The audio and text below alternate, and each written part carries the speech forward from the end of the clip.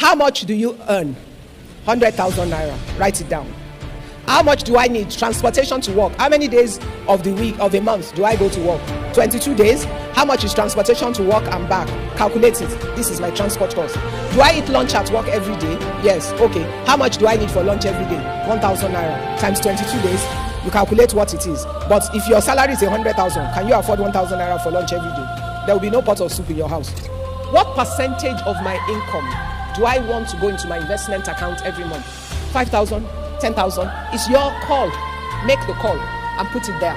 And then you set up a direct debit to make sure that money goes. Now, when your friend comes and says, oh, my friend is getting married, we went to university together. Very good. She chose Ashwebi. Everything together comes to 30,000 naira. Who did they invite? It's you. Did they invite Ashwebi to the wedding? How do people keep simple accounting for their expenditure and income so that they can have financial balance and financial accounting for the month?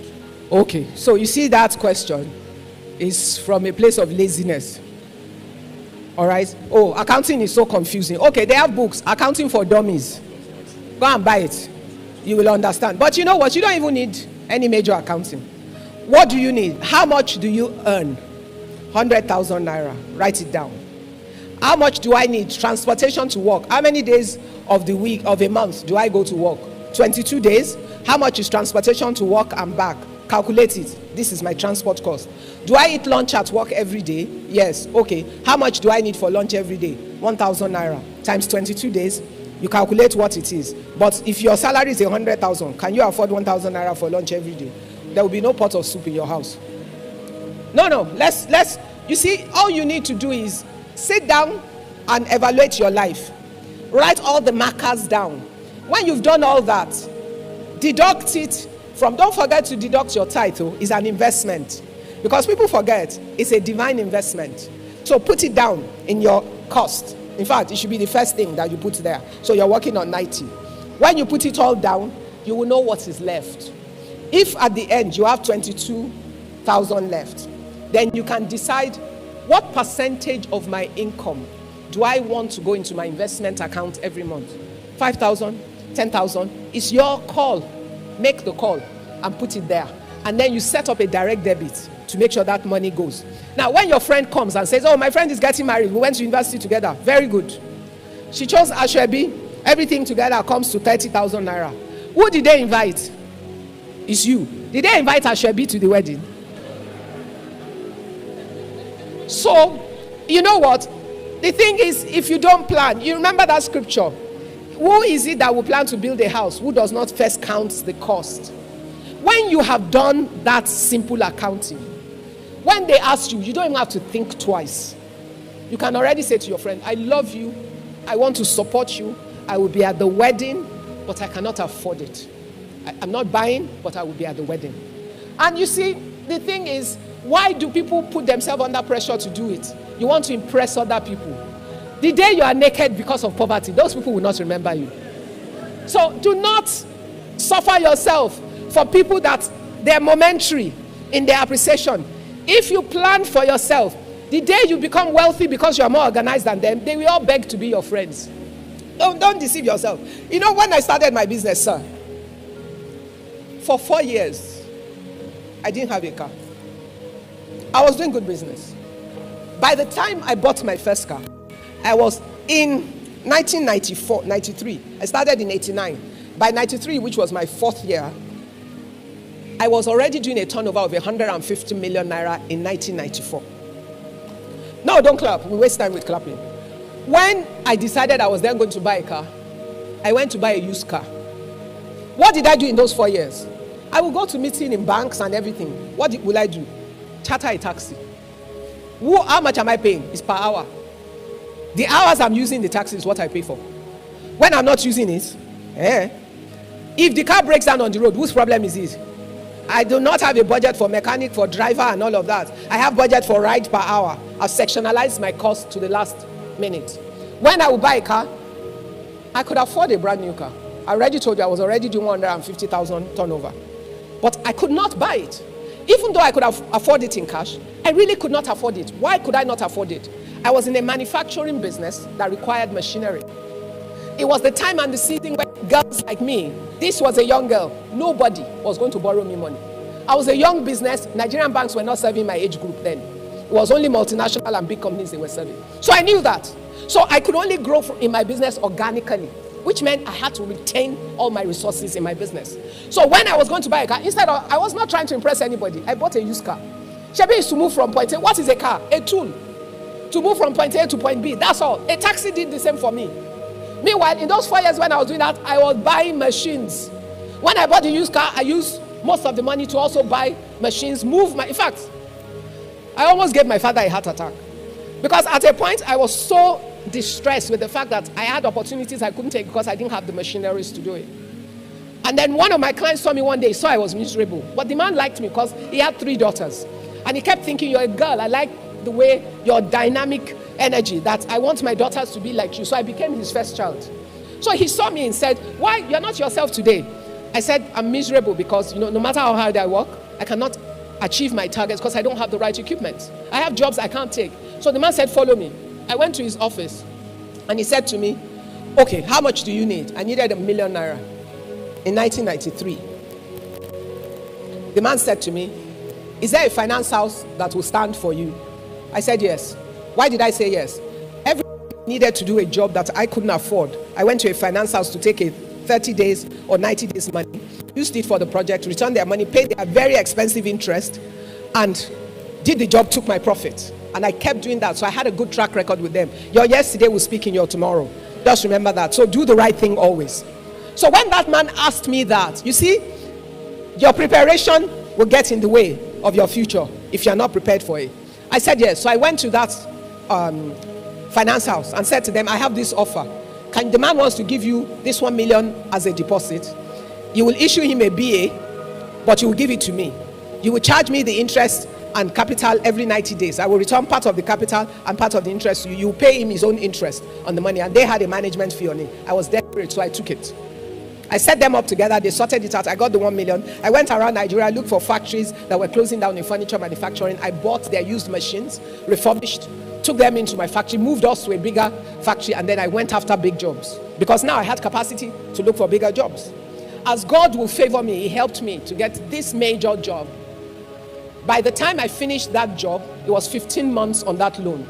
But it was the time that finance houses crashed in Nigeria. Interest rates were between 42% and 70%. Yes, I don't know if anybody remembers. Yes, it was that season. It was crazy. But every 90 days, I was paying and I was working like crazy. When I finished that job, when they paid me the balance, I went to them in the finance house. Please, how much do I need to pay off this money? Trust me, 15 months after, I still had 942,000 naira to pay. Yes, because of interest rates. I took all the money they paid me, went to them, paid off the loan, had no money but owned a factory with machines. I worked within that period to do it. Your discipline for today will support your wealth for tomorrow. And learning to understand delayed gratification is critical to wealth building. Don't try and impress anybody. Focus on your goals. So at that point, my peers that were coming out of university and youth corps like me, that went to work in the bank, they could get a Daewoo car, they got big fat salaries, but I was busy running around trying to build a factory. Well, the reality is, 25 years down the line, I joined the board of First Bank. 5 years after that, I became the chairman of First Bank. First female and only female at that point till today.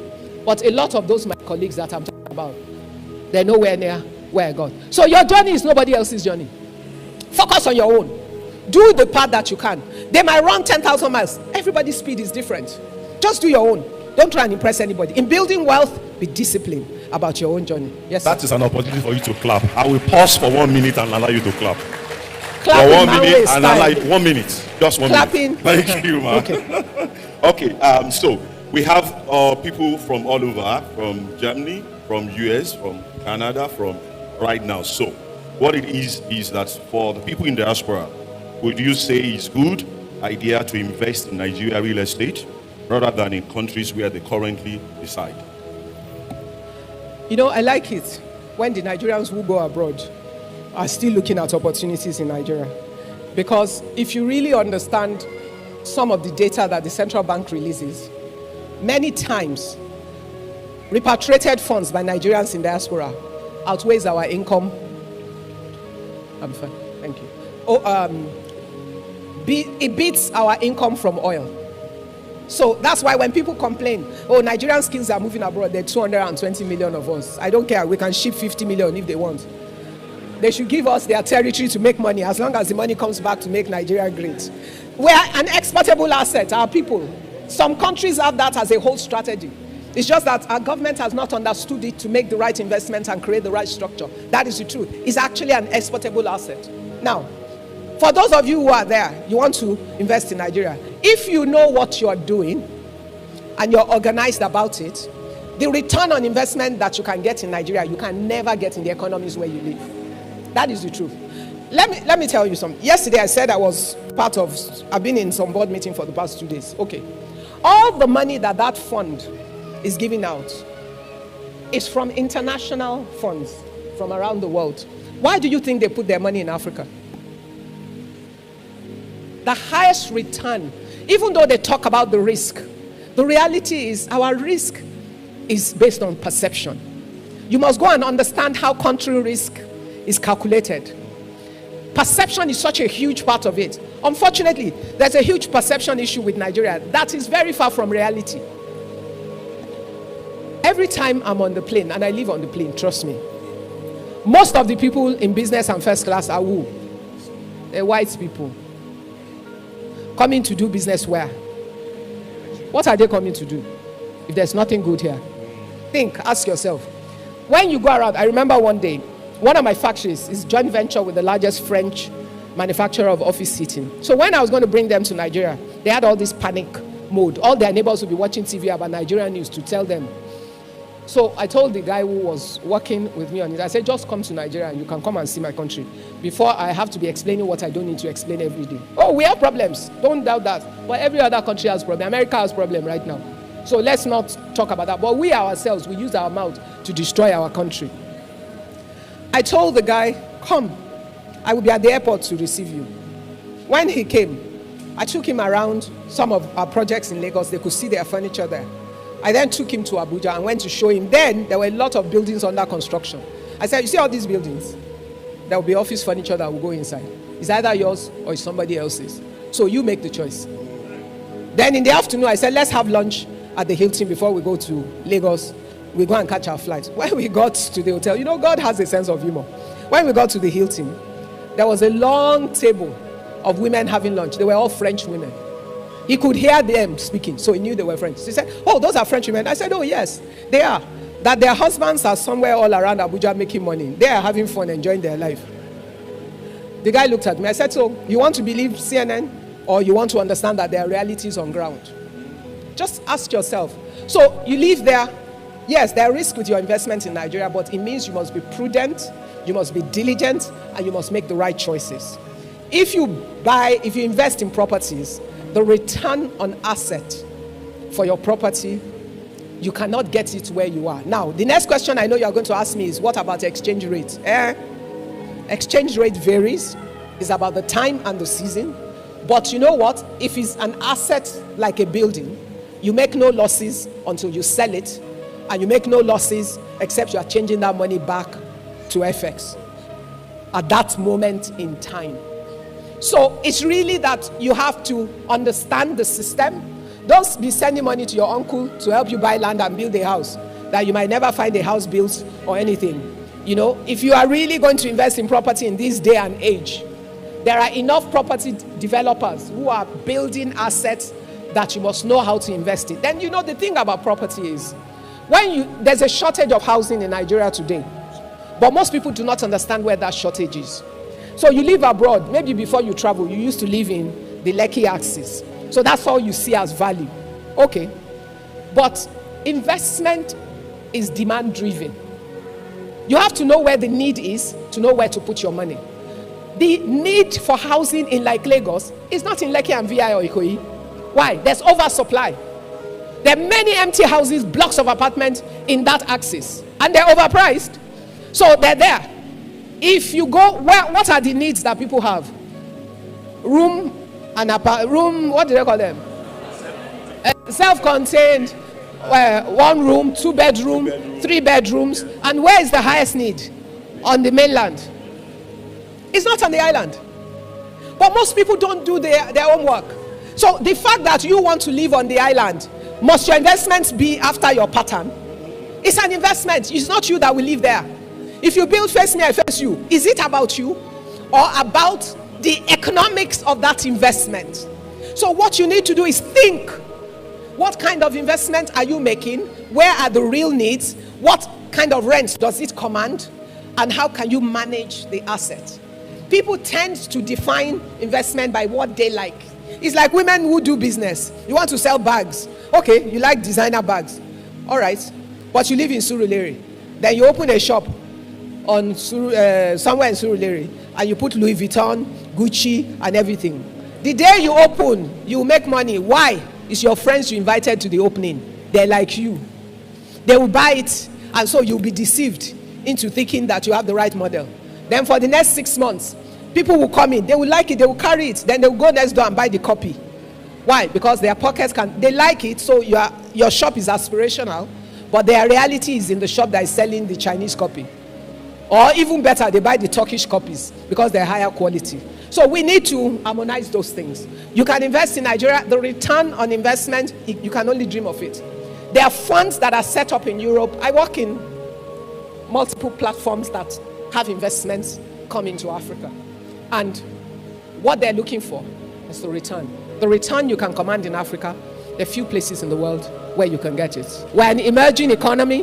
The opportunities are still there. The growth potential is there. The returns are there, but you must manage well, and you must understand what you're doing, and you must do your homework and find the right ways to put your money at work. Great, thank you very much. It's looking close to the end, however, but I want to put 4 questions in one, and then you answer them in quick successions. First question. People who go into partnership. You know, we've been on this side. Let's go. Okay, people who go to partnership. Okay, people on this side so that you can feel like you are here. Yes, they're here. Aren't you here? Okay, good. So people want to go into partnership, or they're already in partnership businesses. So what do you advise to them as per the commitment of the one person or the other? The one is laid back and the other person is more active. That's number 1. Number 2, what's your advice on next of kin in families, in life as a whole? And then the third thing I'm going to ask add to it is, okay, no, this one has been answered. If you are the firstborn in your family and you are taking care of everything, manage it. He has answered it, so don't ask anymore. So, and then the last one will be, how did you discover your purpose? His purpose question. How did you? That's the... You know, many people are stuck because they're waiting for this one purpose that they're looking for. God has a great sense of humor. I think your purpose for each season is different. All I ask you to do, whatever your hands find to do it well, in line with the word of God. And if what you're doing is blessing God, impacting lives, and creating some value, it will eventually lead you to the place that is of your utmost assignment. And honestly, from my experience, the purpose of God for your life has seasons. The thing that might be most important for one season of your life might not be for another season. Your purpose for one season might be your preparation for the next season. So understand it. You know, don't get boxed and stop thinking, oh, I'm not doing. No, just follow God. Trust him every day. And he will lead you to where. And you will realize that as long as what you're doing is blessing humanity, is in line with the word of God, and you can still worship and serve God, and God is glorified in it, keep at it. You will know if you're in the right place or not. I think my life has had many assignments at the same time. And I've also learned how to run multiple races at the same time. Like I said to you yesterday, my work with missionaries has been running for 31 years, non-stop. But am I the one that runs it every day? No. If I'm in Lagos or in Nigeria, I'm there on a Monday and a Thursday. But I've had a full-time ministry, I've had full-time staff and people that run it, and I have a whole suite of volunteers and friends who support me as committee members for our different activities, and our partners who donate to it as well. But that work goes on. So it's not about me. Yet, I'm living my corporate life. I'm living my life as an entrepreneur. I built my businesses to a stage, and I knew that by 50, I didn't want to be at the center of running my businesses anymore. At 48, I reorganized, put other people in charge, stepped aside, and kept my eyes on what? Strategy and new businesses. In between all of that, my corporate life took off heavily. So by the time I became chairman of First Bank, I had already stepped aside from running my business every day and all of that. Otherwise, it would have been really difficult with everything else. I've finished that phase of my life. I served on the board of First Bank and all its groups that I chaired over a period of 10 years and 4 months. And then moved on to what? To my developmental phase. I'm serving on multiple boards around the world and doing different things that affect the world, of which I'm part of at different scales around the world, and driving things that the Lord has laid upon my heart. So be open to the Lord. Follow him. He knows the way. He will lead you. So don't get boxed in this. I can't find my purpose. Do whatever it is you can do today. Let it honor God. You will find everything else. One side. Partners. Let me do partners first. Partners. You know, if you really want to do big things, you will find out that there are few big things you can do all by yourself. That's just the truth. So you have to have a heart for collaborating and working with people. Partnership is one of those tools. Now, it's important that you understand that when you go into a partnership, it's like you getting married. Will you marry just anybody? If you will not marry just anybody, you cannot partner with just anybody. You have to understand what the vision is about. You must determine that you both want the same things. Because if you want different things, you must know if the different things that you want are different things that can work together. Because if the things you want cannot work together, you'll have a problem. You must check your values. Be sure that your values are aligned. Why is it important? One of the things that would destroy partnership any day is a conflict of values. If your values are at conflict, if your partner doesn't care how we make money, we just must make money, and you are a child of God and you want to be able to live according to the word of God, you're going to have a problem. If your partner does not believe that, you know, as a company, you should sow to the things of the kingdom, that's something you can manage. When you share the profits, put your own money to the kingdom, because you are the one that has that belief. Now, don't forget, the Bible talks about being unequally yoked. It doesn't mean you can't do business with somebody else who is not in your church or born again like you. Values. Because sometimes some people are not committed like that yet, but they have substantial values that can align. But you must test the character and the heart of the people. But it's easier for you if you're of the same faith and belief, because there are many people that are of the same faith with you but don't share your values. So don't make that an assumption as well. Now, one of the practical ways I will tell you is this. Take a pen and paper. Whatever it is that you guys want to do together, individually, separately, write down what you want from that business and from that partnership. When you have both written it down, come to what I call a contract meeting. Have a neutral person sit with another book, or if you can't afford a neutral person, just have your own notepad. Your partner has his or her own notepad. Have a neutral notepad of everything that you both agree on. That's what you write in that neutral notepad. Take the first thing on your own list. Go through your list one by one. You guys discuss it. Reach an agreement. Whatever it is that both of you can agree on is what goes in that neutral book. Take your partner's book as well. Consider all the things that are written there. Whatever you can agree on, write in that neutral book. Now go back and discuss that neutral book again and agree that you're all in agreement with the terms that you have written there, including how you will share your profit, including what role each person will play, including that if you have a challenge or you have a problem, who will be your arbitrator? Is it your pastor or the person's pastor? Is it his uncle or somebody's uncle? Is it a mentor of one of you or somebody that you both trust that is within your industry? You must agree and define those things. And you must think, if you ever have to go legal, what process will you follow? Arbitration process, or you go straight to court? You need to understand all of those things. Now, there's the issue of if you asked a question. There's a part of that question I want to take. Not next of kin. It's still on partnership. If one person is strong in one person or the other, listen, your partner does not have to be as strong as you. It's the same as sometimes why marriages have problems. Because people always think that my wife should be like me. No. Opposites attract. That's the truth. It's complementarity. You complement each other with different skills. You have some commonalities, but you have some complementarities and some differences. And you must know how they add value to both of you. It's possible for you to have a financial investor who is your partner, but who is not an active partner. So you must understand, you are actually better off if the person has no specific skills that are relevant to that business, for them not to come in anyway because they will do more damage. It's for them to be financial partners, and doesn't mean that you should get more shares. Your shares should be related to your investment, but if you are working in the business, you get a salary. The salary you get from the business, your partner that is not involved in the business does not get. So your time is paid for. So you need to understand what the issues are. You working for the company makes you an employee of the company, even though you're an owner manager. Your partner who is not working for the company is an owner that is not a manager. But that person can be part of your board because you are considering decisions together. Because you think that person has some ideas that they can bring at the board level, but they leave you to manage on a day-by-day basis. And a wise partner, you will always consult your partner on some things if you are not sure what to do. Partnership has a major strength, but you also have to get it right. That is the thing about partnership. Now, next of kin. I have some horrible next of kin stories. So, it just always makes me anyhow. Tell me, honestly, if a man is married and has a wife and has children, who should be his next of kin? So I don't know why people ask that question. Next of kin. If you are married, it should be your wife. Why? Because if anything happens to you, do you think your wife will make your children suffer? Many men, out of fear, if she goes to marry again. Okay.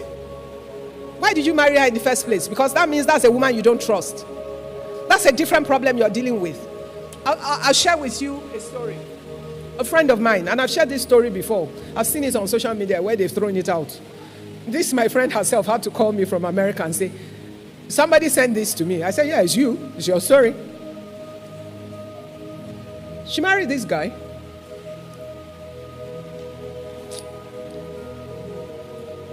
Smart girl. Brilliant. Went to university in America, Ivy League school, came back, beautiful, and all of that. Met this guy who was afraid of his own shadows. They married. They had 2 kids.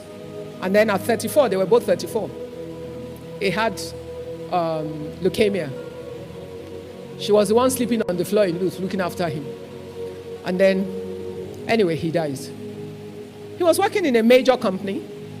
So, she could have had, and the kids were young. They were 5 and 7.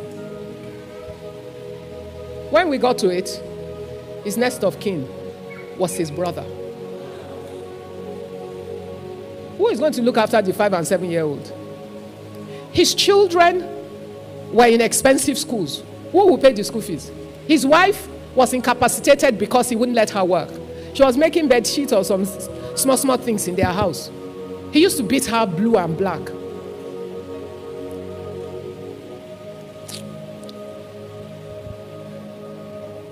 The organization he worked for, I was there when the lawyer of that big multinational came to the house.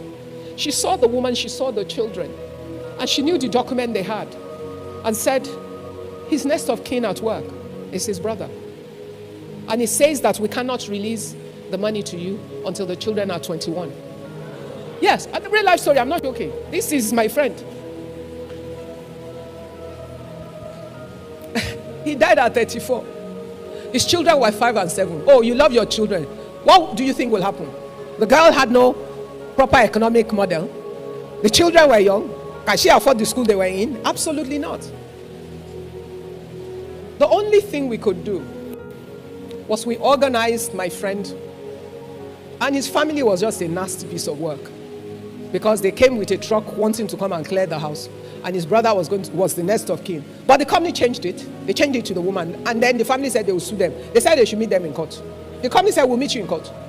Yes, they said, we'll meet you in court. And then we organized to sell everything in their house. And we knew that those people would come and carry the thing. So we sold everything before the funeral. And we told everybody, you cannot carry it until after the funeral. I'm telling you what we did. I'm not ashamed of. Yeah, you better have sense. The day they buried him, that night, we moved her and the children out of the house. We told everybody, next morning, 7 o'clock, you come and carry what you bought. Otherwise, the risk is on you. We moved her, and the next day, we put her on the plane. She went to America with her children, where she has lived since then. She went back to school, got a PhD, is running a full career. Her children are graduated. Thank God she was able to survive and live on it. See, don't clap. It's not the time. You see this next of kin thing? Insecure men, and I don't apologize. Insecure men punish their children because of what doesn't make sense. Think very well of how you structure your thereafter, because sometimes you don't get notice. Accidents happen, and strangers, what do you think, what do you know that your brother will do with it? Your children will suffer. The woman will suffer. But as you can see, I just told you the story of my friend. And then women too. A lot of women are working, making money and all of that. They don't organize themselves. If you don't, the husband that you already know that you have problem with will inherit you. I'll tell you a real life story. And this one is from the side of some in-laws of mine. Let me cover them. This girl, hardworking. She was the one that was British, living in Nigeria. This boy, older than her by 10 years or something, lured her to London because he needed her citizenship to secure himself. She, naivety, she went. Oh, you can't marry yet. Anyway, she married the guy. But those years, she really suffered. After a while, she got her sense. Even though she was working in banking, she went there, became a nurse, was making a lot of money. But this guy was nasty and horrible to her. Anyway, she was sick in the house. She was sleeping on the sofa in their sitting room because he locked her out of the room. And the children too were in their room. Nobody to look after her. Her friend told her, will you just get yourself in a taxi and go to the hospital? As she got in Uber to go to the hospital, they hadn't driven a short distance. She just died. Yes, this is a real life story. I'm not telling you stories. I'm a storyteller, but I'm telling you, I like to use stories to teach so people understand the reality of these things. That girl had a house in London that she was collecting rent and everything. Meanwhile, at the point of her death, she had already decided she wanted to divorce her husband, but she hadn't done it yet, and she didn't have a will. That husband that made her life a misery inherited her assets in England. Even before they buried her, he'd already gone to go and ask for it. And then she bought a house in Nigeria that she hadn't finished paying for. Her siblings finished paying for it because she was buying it in her mother's name. She wanted it for her mother to move to, but she hadn't tied it up. Her mother moved to it but died within like a year and a half of moving to the house. That boy went after the house. Yes, I'm not joking. It's a real life story. And eventually, the siblings, their uncle said, okay, sell the house and give him the money. All her labor went to that guy who watched her die and didn't care about her life. Write a will. Leave it to your children or your mother or whoever you want to take care of. Provide for your own interest. I know another woman who had cancer, but she had done the smart thing. She had written a will. She had made one of her friends the executor to manage her children because her children were young. And she knew that if she leaves the money, she earned more than her husband. Her husband will spend it, and other women will come into the matter. She allocated 30% to him so that he was okay, and left the rest to her 2 children, and made her friend the executor so that her children will be looked after. Because she understood her husband. And that's exactly what happened. And there's one other one that I was involved in. You know, I'm an investor in a school that this young woman then started, and then something happened. She was 42, she died. She had 1 child, and her husband came to us and wanted to. I said, not on your life. Everything she owns is going to that girl. And we stood our ground. Made sure that girl went to school until she finished, went to England, did university, graduated. Everything I knew her mother wanted for her, we paid for it. Transferred her mother's shareholding to her and told the guy, it's not yours. You can't have it. And you know what? 6 months after, I was married to another woman. So what were we working on? So guys, yes, sit down when your head is correct. Consider what you have. Don't wait till you have billions before you write a will. Write an intent of what you would like to be done with what you own. It's simple. Go online, you will see the standard model. Ask a lawyer in Nigeria to give you a model. Go to the office where they register those things. Find the rules. Even if you have nothing, even if all you have is pencil, write a will that includes your pencil. But let it include the intention of the people you want to give the pencil to. So that as your assets increase, they will allocate it in the same way as well. May that grace that makes rich, may that grace that can empower a man, rolling away financial shame from lives and families, receive that grace right now.